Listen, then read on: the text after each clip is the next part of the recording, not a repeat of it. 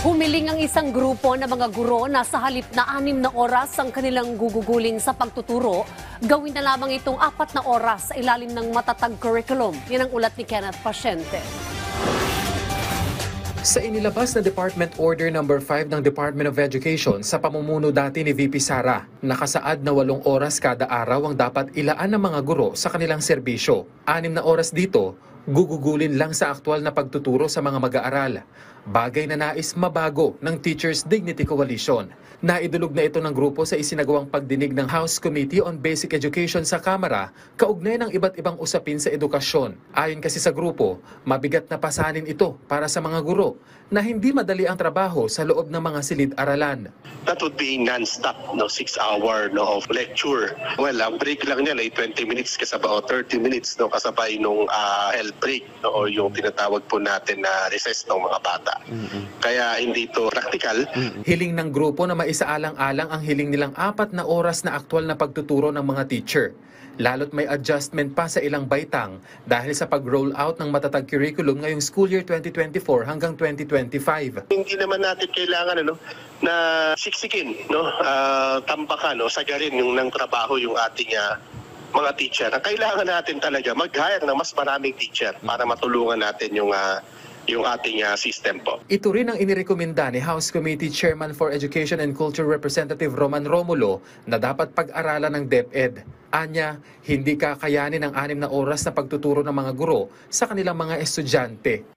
Pag masyadong pagod ang teacher, pagka yung teacher naman po hindi na magiging masaya, ang end of the day po, yung quality of teaching maapektuhan po yun. Nasistrain po talaga physically, mentally, emotionally yung teachers natin. Kahit nasabihin na natin, nandoon sa 6 hours na yon, hindi po tama na walang break. Pangalawa, hindi rin tama na more than 8 hours naman masuspend nila sa loob ng paaralan. Kung ang grade 4 teacher na si Teresita ang tatanungin, walang problema sa kanya ang bagong curriculum.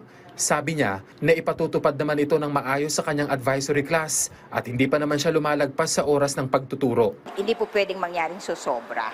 Kailangan sakto lang. Kasi ang allowed na teaching hours ng teachers ay 6 hours teaching load. Gayunman, nauna nang tiniyak ng DepEd na hindi lalampas sa itinakdang oras ng pagtuturo ang mga teaching personnel na sakop ng rollout ng matatag curriculum. Yung 45 minutes times 8 is still 6 hours. Yun ang allowable teaching load sa ilalim ng Magna Carta for public school teachers.